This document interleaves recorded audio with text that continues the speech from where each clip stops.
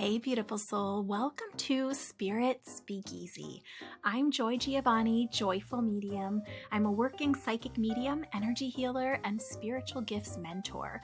This podcast is like a seat at the table in a secret club, but with mediums, mystics, and the spiritual luminaries of our time. So come behind the velvet ropes with me and see inside my world as I chat insider style with profoundly gifted souls. We go deep, share juicy stories, laugh a lot, and it wouldn't be a speakeasy without great insider secrets and tips. You might even learn that you have some gifts of your own. So step inside the Spirit Speakeasy.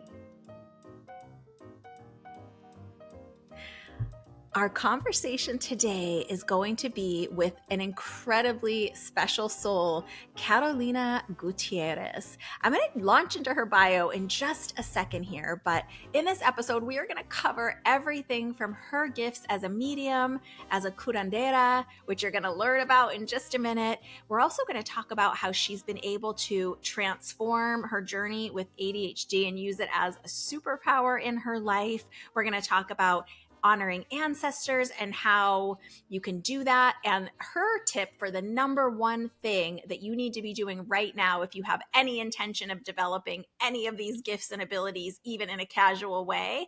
Plus, she's going to share some additional information about your spirit guides, your team or spirit court, as she calls it, what that means, what you need to know, and her beliefs on all of that and so much more. I can't believe we got all this conversation in just about an hour. So without further ado, I'm so excited to share my conversation with Carolina Gutierrez. Welcome to the Spirit Speakeasy. Hey, beautiful souls. Welcome back or welcome in for another episode of Spirit Speakeasy. My guest today, I cannot wait to have this conversation. Her name is Carolina Gutierrez. As a medium that's been hearing her spirits since the age of 4, Carolina believes in living a grounded life that is led by spirit. She guides clients and business owners alike on the importance of intuition first, challenging you to think about work and life from the inside out. Carolina is a psychic medium that practices in an evidentiary way. You guys know I love that. Formally educated in social work, she's registered at the Ontario College of Social Workers and Social Service Workers. As a counselor and hypnotist in private practice for more than 2 decades, Carolina's relationship with her spirits is at the core of how she serves. Carolina is also a consulting medium with the Consejo Cultural Yoruba in Canada. Her spiritual practices and ancestral roots combine her Indigenous, West African, Sephardic Jewish, and Southern European Catholic heritage, which weave the thread of her magic. Her mission is to help people reconnect to their own internal guidance by building their intuition and trusting themselves to live their own life's purpose. Leading with spirit, compassion, and warmth, Carolina offers a familiar and welcoming touch when working with a diverse set of clientele. Welcome in, Carolina Gutierrez. Thanks Thanks for for being here. having me, Joy. You made my biography sound great. Thanks. It is great. I mean, it's those, I was so like, it's so delicious to read those things about you. And with each thing, I was like, oh my gosh, you practice Yoruba as well. So I feel like we have a lot to talk about. So you have been aware of some of your gifts since you were 4-ish. Is that right? I can still remember the very first time that I heard a voice guiding me to do something when I was, it was really interesting actually. So we lived in a small apartment. I was raised by a single mom, and I was watching a show, and it was like boring Sunday afternoon. Like it was just horrendous, right? Like you'd watch infomercials type of stuff on those Sundays. And it was about, it was a small little segment on therapeutic touch. So kind of like the precursor to when, or actually no, Reiki came in the 40s, but it's along those lines. It was energetic, and it was talking about how like people would hover their hand over somebody's body, and they're going on, and my eyes are just like wide. I'm like, oh wow. But then of course they came, no one should do this if you're not trained, like they gave all this like fear afterwards, and I was like, oh, okay, I can't do this. And then I remember kind of hovering my hand over a plant right next to the TV, thinking about doing it. And I heard this voice say, do it, try it, go. And I remember it so clearly because it was so separate from me. But I was hearing it in my head, and I was like, not knowing what it was. It took me years to understand what that was. But yeah, that was the first moment that I heard my spirits. That's pretty incredible. It is interesting. I love that you highlight how that little layer of fear is often layered in there for us and makes us, even at such a young and open age, like hesitant of like, oh, am I going to be bad if I do this? Is this scary? But I love that you had that internal voice. Was that, I know it's probably a long time ago for you to remember, but was that internal voice in your own voice just separate from you? Do you remember it being like a different voice? How was that? So at the time, it very much felt like I was kind of like turning around, like, what? Okay.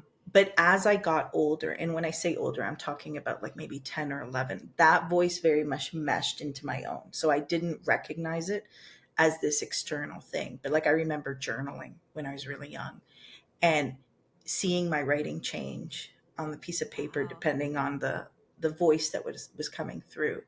So, yeah, definitely there's an evolution, I think, as somebody that, I know that I read your stuff and I know that you teach about developing too. Um, the intuition development that I teach, I always talk about that. I'm like, listen, there are so many conditions out in the world that block us from this, right? And it's really peeling back those layers. And, fear is one of them, trauma, anxiety, um, conditioning, social conditioning in school and our parents, religious beliefs. Like the list can go on of all the things that we need to kind of sift through to have that openness that 4-year-old had when that first introduced itself to me. So how did you go from? I agree with everything you just said, by the way. And the other thing for me is like I feel like sometimes through whatever group of those life experiences we have, right? There are these emotions that if we don't process, they also kind of color and define our Absolutely. experience. Yeah. Yeah. Yeah. Um, how did you go from kind of 4 being aware, doing journaling, 10 being aware to like, I mean, did you share that with anyone in your No, family? Was absolutely that a not. secret? Yeah, it was absolutely secret. I didn't. So again, when I was journaling at that age of 10, I just thought it was my own voice. It already had meshed into sounding like it was just me talking to Yeah. myself in my head. And I absolutely did not grow up in a home nor in a extended family that would have welcomed me sharing this internal experience and kind of figuring it out, right? Wow. So it wasn't until I was in my early 20s and I was learning hypnosis. It was my first love and kind of foray into this um, alternative world. And there was a medium in the workshop. That was it. That was Okay. taking the class with me, or an open medium. Let's put it that way. And so we were out to lunch, and everyone was like, "Give me a reading, give me a reading," and everyone was getting theirs. And then it came to me, and she literally turned around. She goes, "Honey, you're more intuitive than I am. You have to be doing this for a living." It's like you need to be paying attention to these voices and those stories that are playing in your head and those images and stuff when you're around people, right? Or when you start to think about somebody. And I was like, Yeah. huh? What? And I remember that day because I literally went home and I was thinking about it. And my spirits, the voice came again, right? It's always been there, but the voice came again and said, "Great, now you understand it. Now we get to work." Right. And Wow. so it really, that's where I really started. And I started doing readings very quickly. Like I would probably say within a month of that, I was, Wow. I was Really practicing. Like I quickly. wasn't charging, but I was practicing because, you know, unlike other people, and I'm not against people learning. I think everybody needs to learn, but the learning that happened for me and that has really dictated my entire journey here has been from my spirits. My spirits are like, this is what we're gonna practice today, and this is the technique that we want you to use in this client, and so it's really been a schooling of an internal world of mine that then I'm able to bring out. People are like, "How do you do that?" And I'm like, it's hard to explain because if you don't have that same experience, how do you translate that wisdom Yeah. over? That's pretty amazing. So you're in this hypnotist or hypnotherapy development program. You finished that. Obviously, you said you practiced that for 2 decades. Is it really just all braided together in your Yeah, work at that point through those absolutely. 20 Absolutely. years? Yeah. It's always So fascinating to me. Oh, sorry, on the social work side too, because I know so many social workers, therapists, people in that genre that are so intuitive and gifted, but obviously can't talk about it in an overt way most of the time if you're registered with more of like official I am organizations and registered with an things. official Yeah, with the official exactly. college. So I've actually taken the opposing stance. So the way I Interesting. present myself is that I present culturally informed and culturally appropriate mental health support, because the reality is if you have any listeners that are in the Latin community or that love someone in the Latin community, they're going to know that therapy and mental health isn't exactly easily spoken about. It's not something that people necessarily seek out, but they will seek out the help of a curandera. They will seek out the help of maybe a medium or a tarot reader. And so I decided that I would combine my gifts along with my training so that I would be able to offer that, because as somebody who's been in therapy for many years for my own stuff, traditional therapy, I've tried everything, you name it. Um, it really is a disservice that we provide to clients when we don't allow them to speak about this rich and um, deep understanding of our spirituality. And so we're holding space for these people to open up and share their deepest, darkest stories, their hurts and their pains. And they might have a rich belief in God or in angels or in whatever that flavor looks like for you. And the fact that we don't acknowledge that, or we don't recognize that, or hold space for that, or even not even hold space, because I'm sure there's therapists that do that, but that we're like, I understand that, and I work Yeah. in that belief system as well. To me, that felt like there was just something missing, and I said, I'm not, COVID definitely helped me with that. I'm not going to hide in the shadows anymore. This is the reality that I live and that I've lived my entire life, and if there's anybody out there that I can help with that, then that's what I'm going to do. I think it's such a beautiful way to blend your gifts and your education and your own cultural backgrounds. I really believe that this is the direction that we're going collectively. I think it's Absolutely. slower than all of us would like to see it be, but I mean, how can you, to your point, it's like, how can you help someone if you can't take into consideration all of their experience as a person, whatever that might Absolutely. be? You Absolutely. used a word that you use on your website. You identify as a curandera, which I'm going to Yes. read the definition that you gave on your website, and then I would love it if you would talk about this because I think this is just the coolest thing. It's a Spanish word for a female folk healer or medicine woman who uses herbs, psychoactive plants, magic, and spiritualism to treat illness, induce visions, impart traditional wisdom, or female shaman.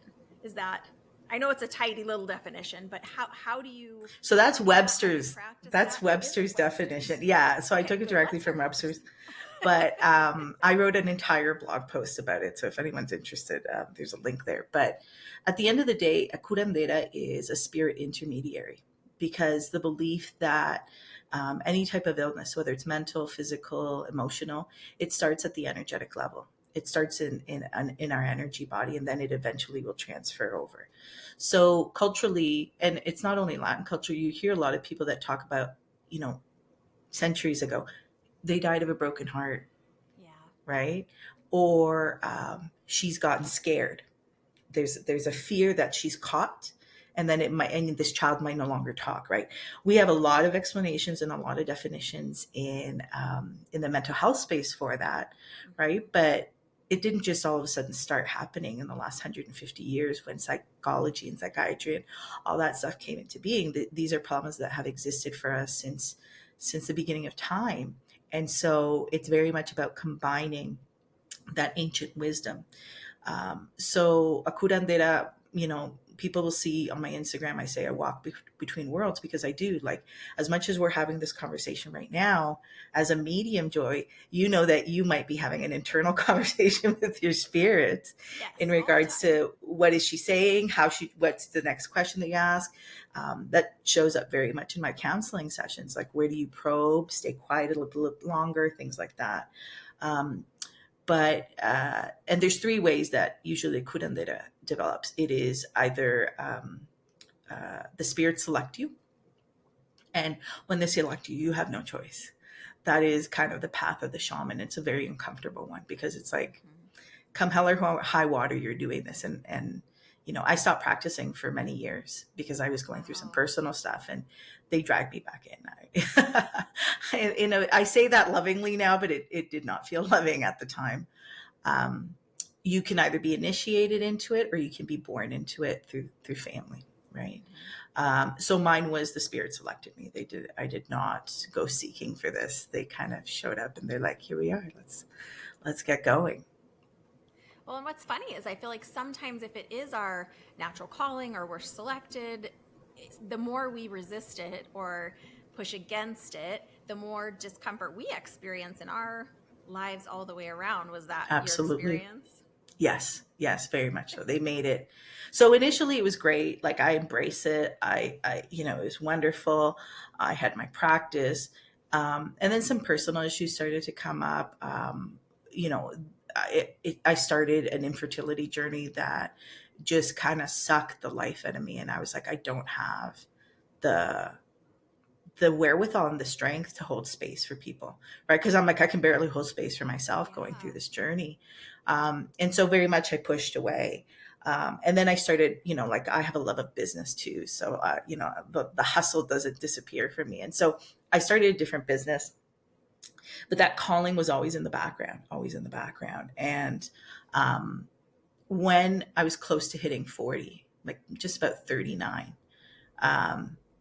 it started getting really loud, really, really loud. And infertility journey was absolutely going nowhere. It was taking a toll on my personal relationship with my partner. There was just a lot of things going on, but I could hear this. And I'm like, how am I here? Like, I have so much other stuff in my life. I can't believe how much this is kind of increasing. And when I cracked the door on that again, it was like they came storming through, and they're like, you can't run from this anymore. And they pretty much really took my other business down, because I said, okay, I'll practice on weekends. I'll do like a part-time thing, like I'm here negotiating, because I know what it's like from before. And they're like, sure. And it was just like week by week, I had a thriving technology implementation business. I had a staff of 6. I had retainer clients, and that just crumbled bit by bit by bit as this just increased exponentially again. And they're like, you can't run from your purpose. It's pretty amazing. And I think that's how it is. I mean, not for everybody, but certainly for some of us. It's like we think, okay, I'm going to make this pivot. I'm going to make this shift. And then spirit, our own soul, has a different plan for us. Absolutely. Was there a final straw, or was it this gradual turning over, back to fully facing into this work that you serve the world with? I would like to say it was a gradual plan, because that's the plan that I had in my head.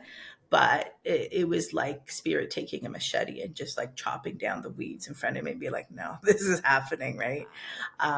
So, it was like, I had a thriving practice. I was close to 20 retainer clients on top of projects. And one by one, every week, 1 week, I had 3 people call me at once. I'm retiring. My partner's taking, like, all these. And I was like, there's no salvaging that when that happens, right? And I was just like, and every time I just hear them say, just surrender. You can fight it and make it harder, or you can just surrender, right? And so I'd say about halfway through that, I just said, okay, I have enough wisdom now to know that I just, it's time to give up the fight and take on my calling again. Had you been doing your curandera practice privately, like within your own life, or had you like abandoned it completely at that point? I had abandoned it about 90% by that time. So the spirits kept talking to me, right? But it was almost like there was a sabotage going on in my life. Like everything was 10 times harder in business and in life. And what I've noticed since that shift, it's like, now it's like I touch something, it's like, boom. because it's very much on the path, right? And I know everybody's experience isn't like that, but yeah, for me, it's always been quite traumatic.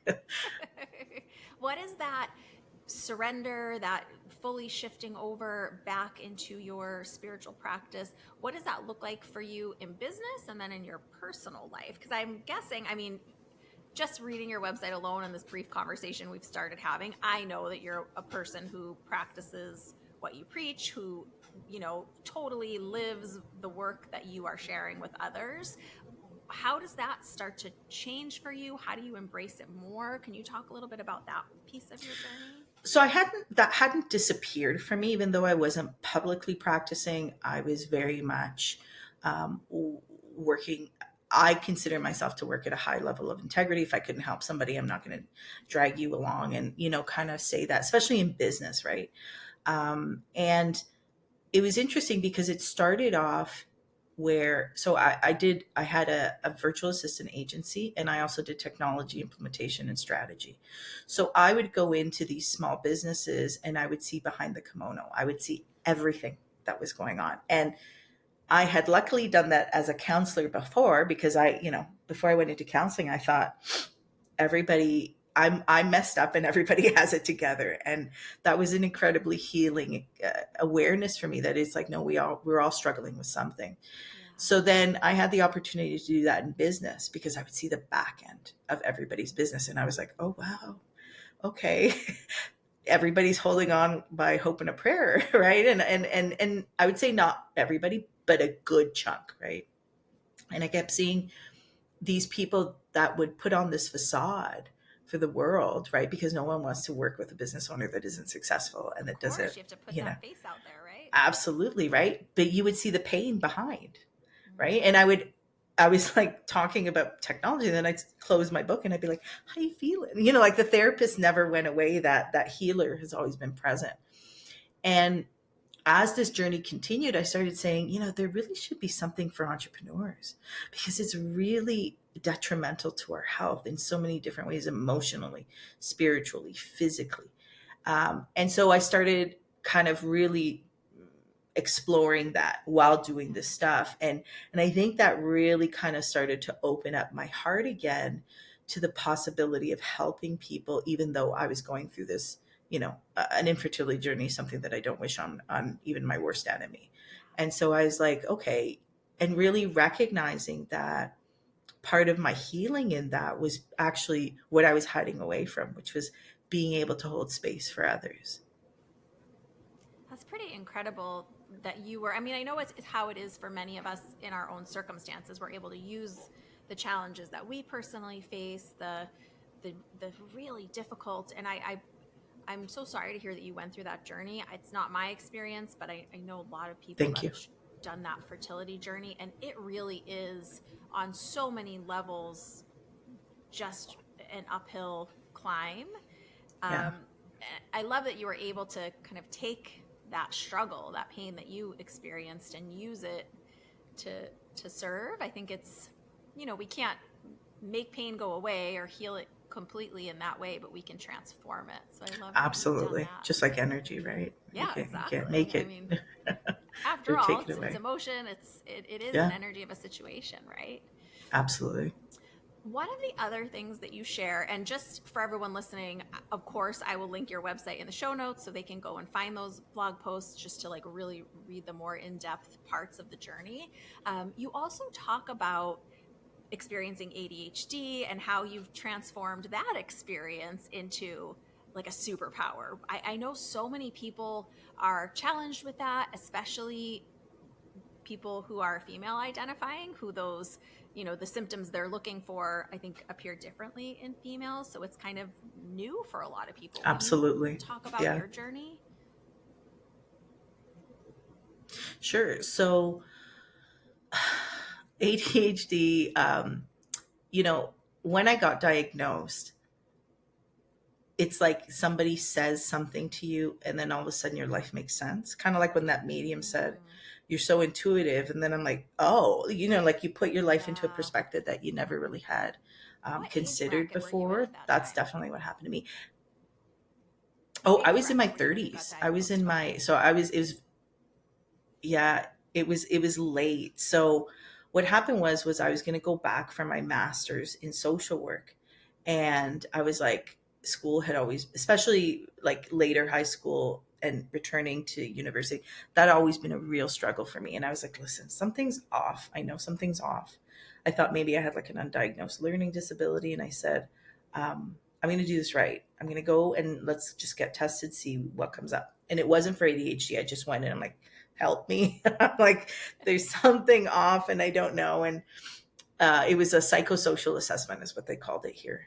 And it was 6 hours long. I had to pay out of pocket for it. Wow.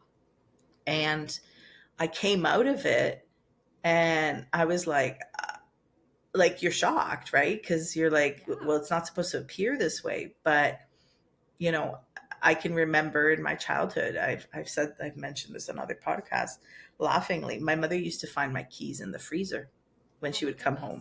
home. Because I would come home first. I was a latchkey kid. And So whatever funny. I wanted a popsicle or whatever it was in the fridge, and she would Yeah. find it there. Wow.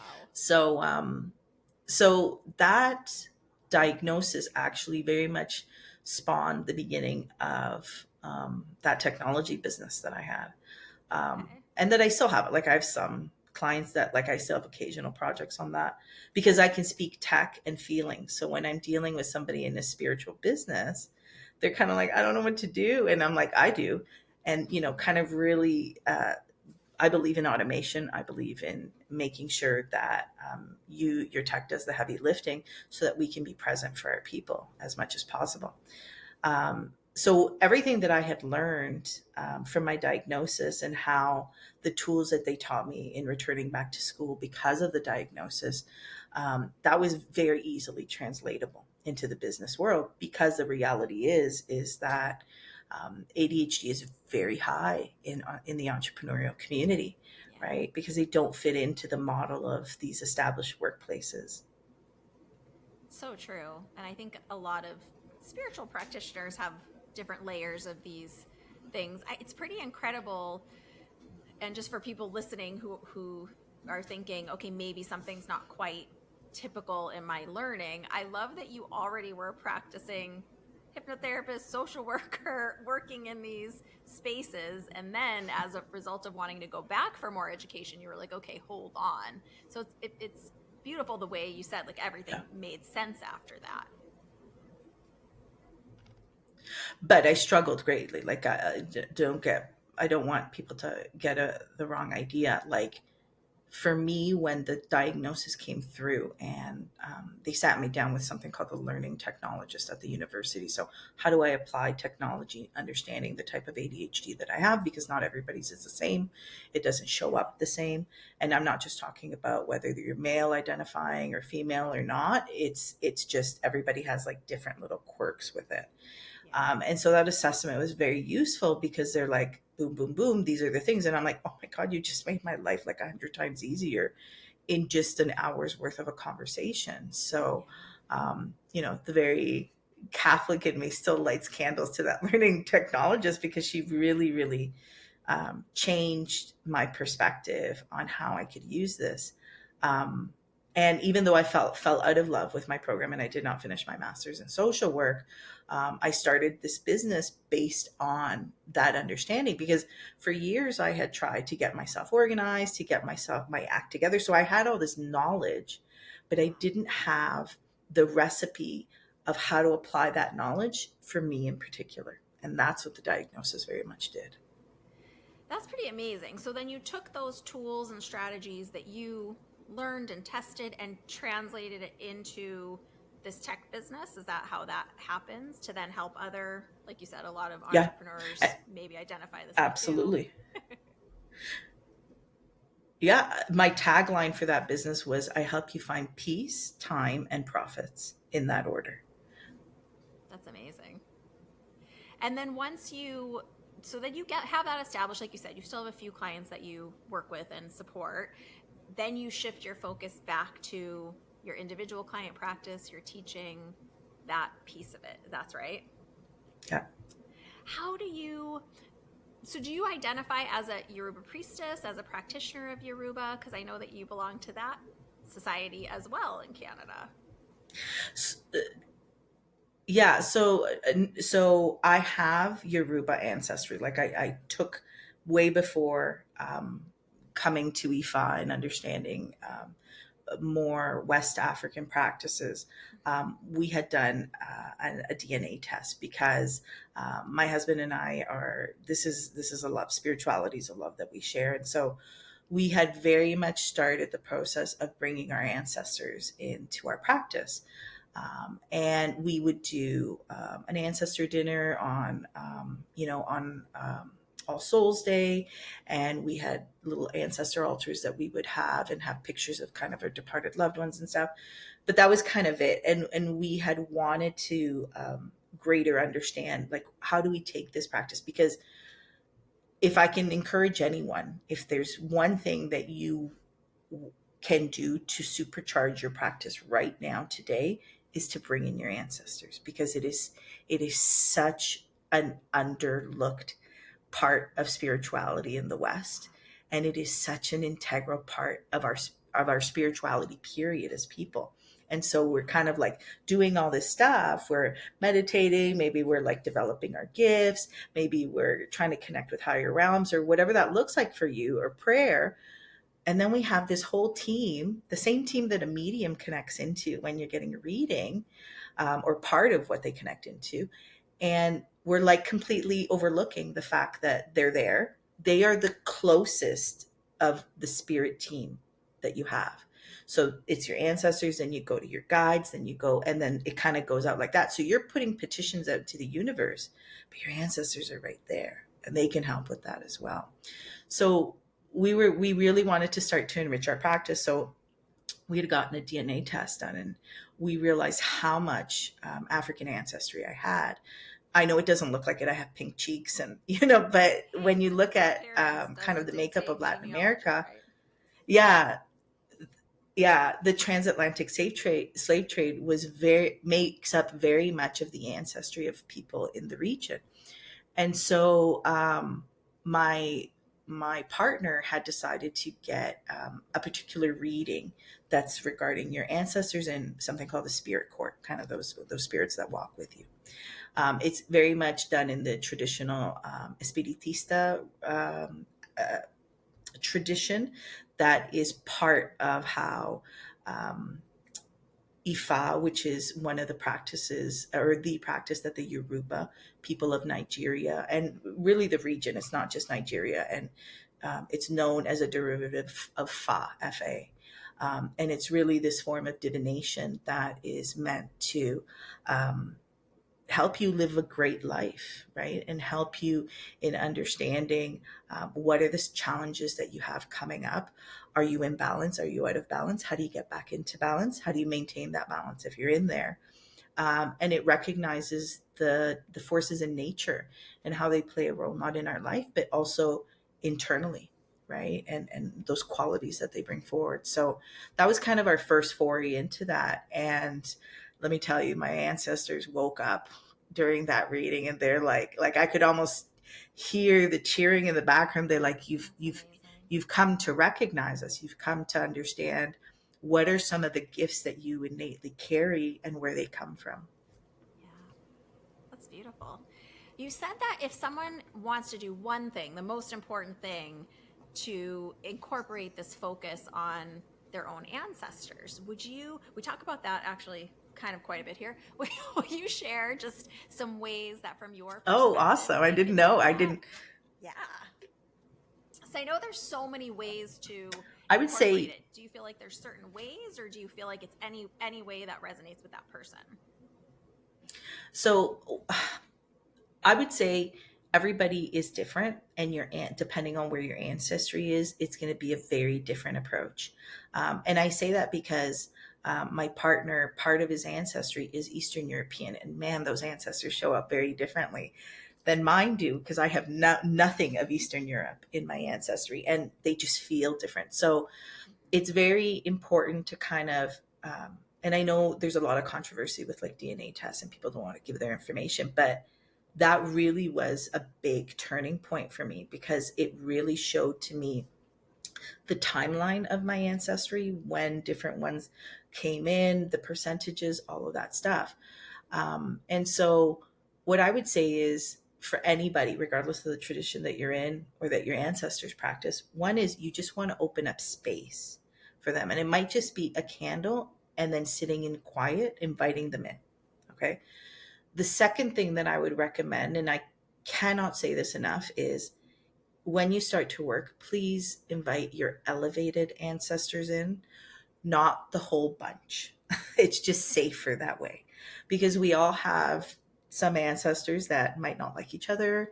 They might not have led the best lives. They might have done things that they're not proud of, whatever that looks like, right? Each one of us has this progression that we're on. Same with your ancestors. So, for safety reasons, I always say work with your elevated ancestors first and kind of see where that goes. And there's other tips that I can give you. I don't want to take over all the time. No, it's great. I love okay. this. Keep going. So the other thing that I would recommend is once you start working with the elevated ancestor and you start kind of getting a feeling, because it's not necessarily, if you're not a medium, and even for mediums, you might not be able to put your finger on exactly what that feels like. Yeah. So my kind of safety mechanism with anything as a medium, but and specifically with working with my ancestors, is I always say that I want to work with the ones that my main spirit guide approves of. Mm-hmm.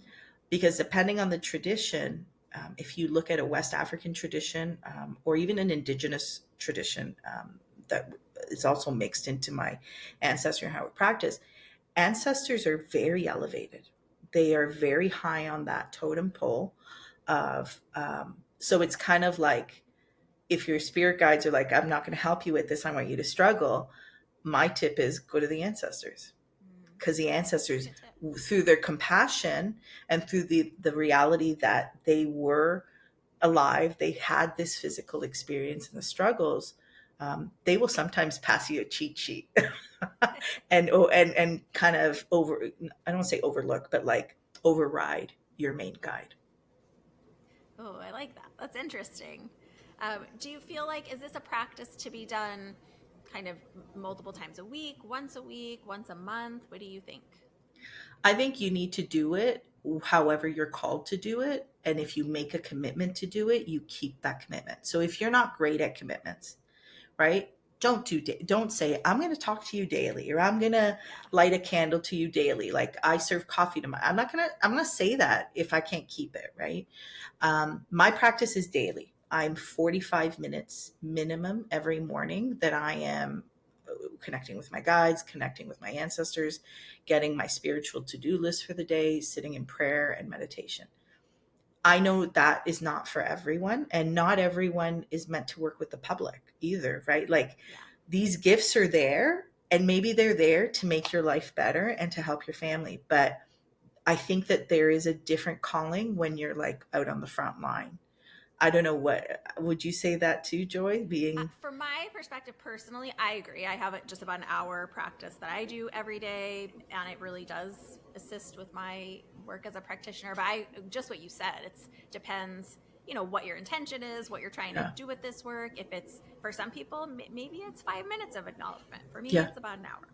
Yeah, absolutely. And I really do notice a difference. And when I say that, like, people are like, oh, really, every day? And I was like, of 365 days, I probably take about 20 days in total off over the entire year.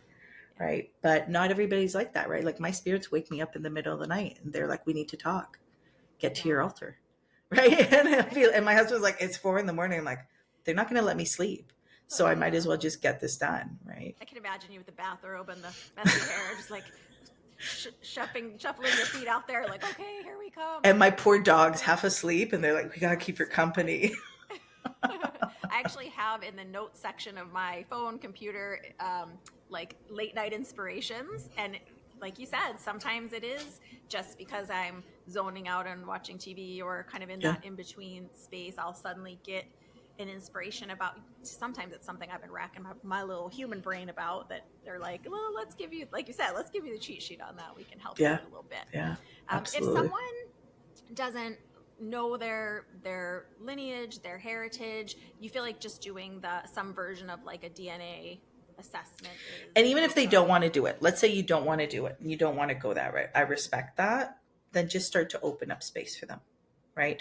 What I like about the lineage is you start to understand what is the court of ancestors that work with you, right?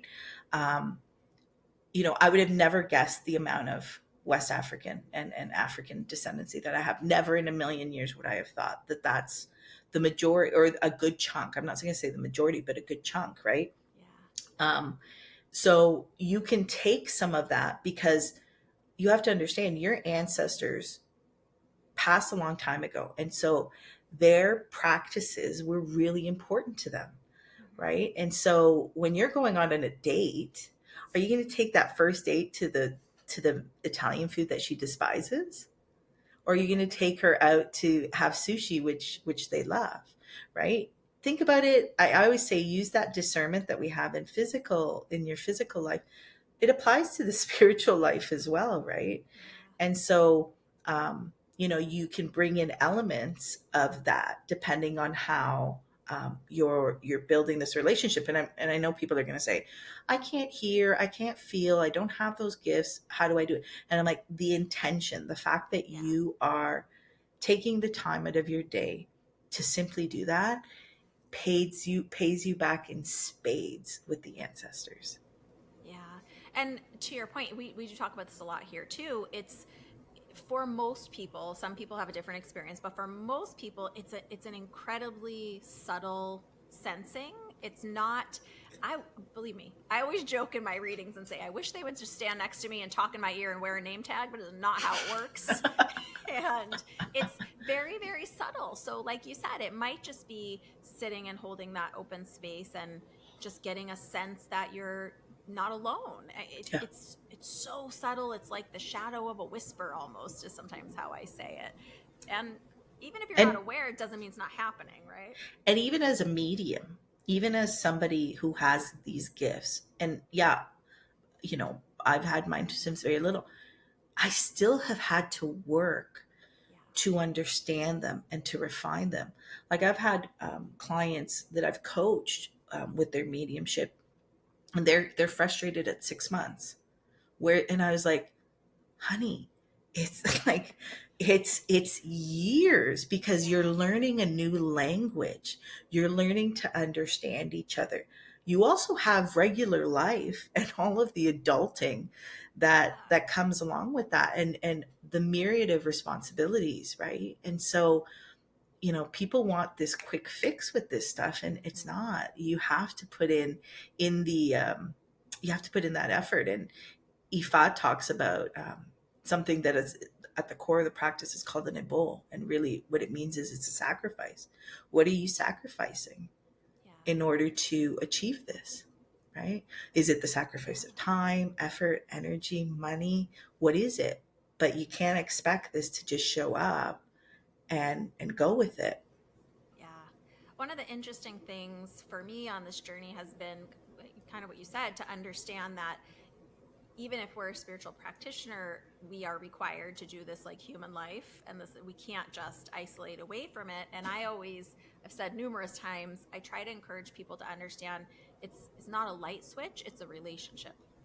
It's not just like open my third eye or turn on my, this or that. It's like, oh no, this is a relationship that you're developing and Yeah. nurturing, just like any other relationship with anything else. We don't create a business and then just say like, oh, I turned on the switch of that business, I'm done. Everybody shows up. I have to do Yeah. nothing else. That doesn't work that way. Yeah.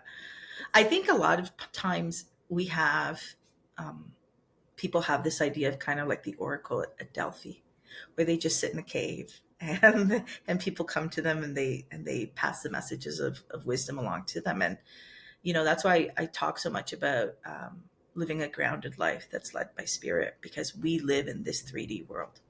We have to pay bills, Yeah. we have taxes, we have responsibilities, we have health issues. we have to like go replace the socks that have a hole in it, and we have to, prepare our food, and we have arguments with our family, and all of that comes into play, right? And if we really want to live a life that is good, in good I mean where we want to go, that we feel at peace with what we're doing, we have to learn to combine spirituality with this 3D world, because we get a lot of people, like I know I do fairs all the time, and like I would say 90% of who I see at a fair, they're not in their body. Yeah. We're just bringing them into their body, and they're like, but I have to connect with spirit. And I'm like, but there's different ways. Everyone thinks that they have to go up to connect to spirit, but by you being grounded in your body, you can call spirit down in a healthy way without getting yourself in trouble.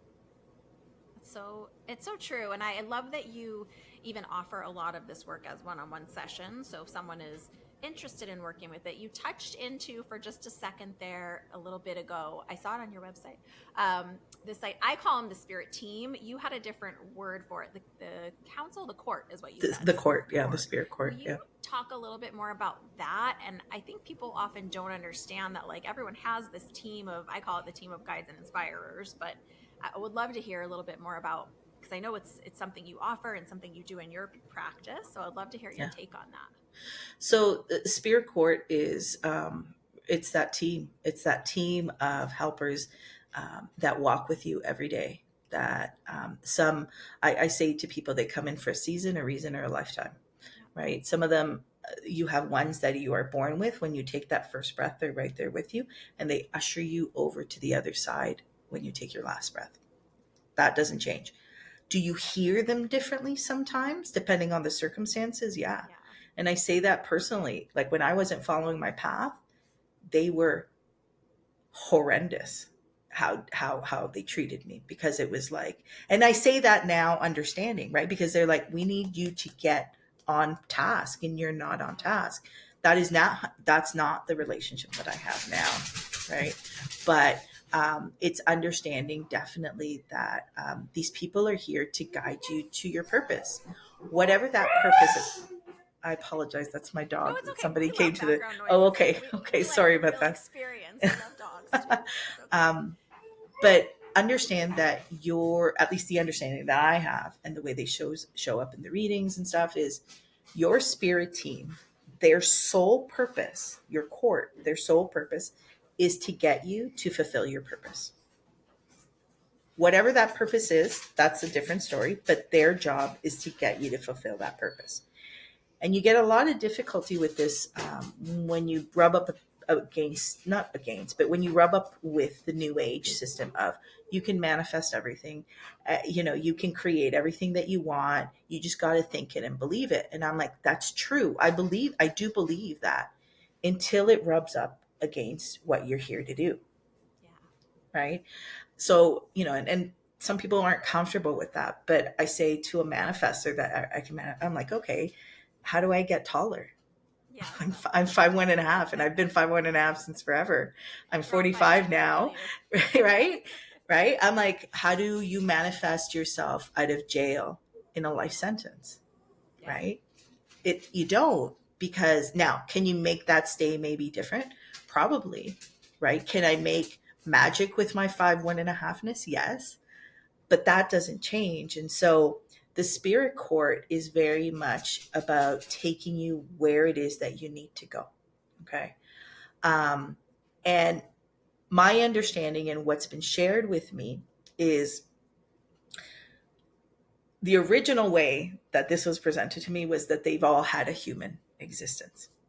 That being said, I have read people that have non-human guides in the court, right?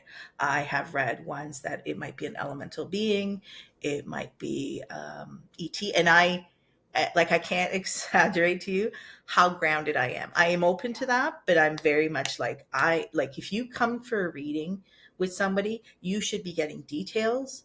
These should be changes that you can make immediately in your life. You should not be kind of grasping at straws to have this very abstract picture that they're painting make sense. You should be like, boom, boom, boom. Oh, okay. Right. My readings. Sisterhood. This is what absolutely. Right. My readings, all people come in, and the first thing that I say is not a word. I don't want to know a single word because it's going to taint. Then my mind will start to get in, and I know myself. So I'm like, you stay quiet until I tell you that you can speak. And then you can ask all the questions you want. But spirit has messages that have to get through here. Yeah. And my job is to make sure that the channel is as clear as possible and that the integrity of the message remains the best that it can. And I kind of went all over the place. I apologize. No, this is great because actually, as you're saying it, it's funny because you're the first person that's called this out. That a lot of us, when we're mediums or sensitives or however we identify, we have these additional conversations or things like, oh yeah, highlight this, or we need to talk about this. And I'm so curious to get your take. I've come to the belief over the years through my time with my team, that we as souls, before we come into this incarnation, we actually have meetings with at least some of the members of this team and select them ourselves and understand as a soul, obviously when we come into human form, we don't have access necessarily to like that information in a top of mind conscious way. But I think we choose or have a part in, like, we're on the team too. It's not like this, militant force that's bossing us. It's like, oh no, this is our selection for the journey. Absolutely. And I say that, like I said, there was a period of time where it wasn't gentle for me, but they know exactly how I am. And they know exactly what they needed to do and what they needed to say to push me into the direction, or to guide me into the direction that I needed to go into, right? These are specialists on you. And that's why it's so important to understand that core team, right? And what they help you with, because different guides might step in for different things. One of the things that when I read people that have not had a child and then then they have a child, there's a new one that kind of steps in there for parenthood and what stage you're at with that child, right? So they know you, they know your resistance, they know your weak points, they know what makes you giddy and happy, and it's all tied into how they love us, right? And it's a very different love, right? Because I think we think it's a soft love, and it's a very tough love almost, right? I always tell people, if you really want to open your intuition, then you need to start to prepare yourself to hear things that you don't want to hear, because when you start, it's usually the no, right? Yeah. Or it's like here's what you need to address, look at, revisit in order to kind of move forward. It's I mean, love is sometimes soft and gentle and affirmative, but I guess we can think about anyone we love in the world, and the emotions are so much different at that spirit level. But anyone we love in the world, if we knew this is their plan and this is what they've asked us to support them with, wouldn't you tough love them sometimes if that's kind of the mission you signed up for? So, well, it's like the parent, right? Yeah. That I would think that most would think that their job is to make a productive, healthy, balanced person for the world, right? So is it tough love because they're saying, no, you can't have ice cream for dinner? Yeah. Because they're like, you're not gonna be able to sleep. It's gonna, like, there's so many consequences, but we don't always see that. I think it's very similar, that relationship with our guides. And it's such an interesting relationship too with our guides, because from my perspective anyway, they're not gonna like usurp your free will choice and force you to make a choice. They will, like you said, they'll make it incredibly uncomfortable sometimes, or we're trying to like move through quicksand with one direction that's not the highest and greatest for us, but they're not gonna like make the choices for us. Otherwise we wouldn't need to be here. Absolutely. Absolutely. Right. And I think I would say for myself, the realization that I've come to this or the surrender, has really been, for the most part, and I'm not going to say it happens 100%, but I try and have it happen often, is I surrender my free will to them. And I say, what do you need me to do today? Yeah. What is this list? And that's very, like, listen, I'm not sitting here on a mountaintop saying that that's easy to do, because there's days where I just want to give them the middle finger with what they tell me. Love that. But when you start to recognize the peace that comes with you following that wisdom, it's almost addictive. Yeah. Well, and we still have free will choice all along the Yeah. way. So you could surrender in the morning and then by lunchtime be like, Yeah, and nope, be I'm not like, talking to nope, that we're person. tapping out today. Let's take it back. I don't want to go to that store. Like it's funny. Yeah, Um, so you actually do sessions with clients that help them understand this team, right? absolutely. Yeah. It's called the spirit court reading.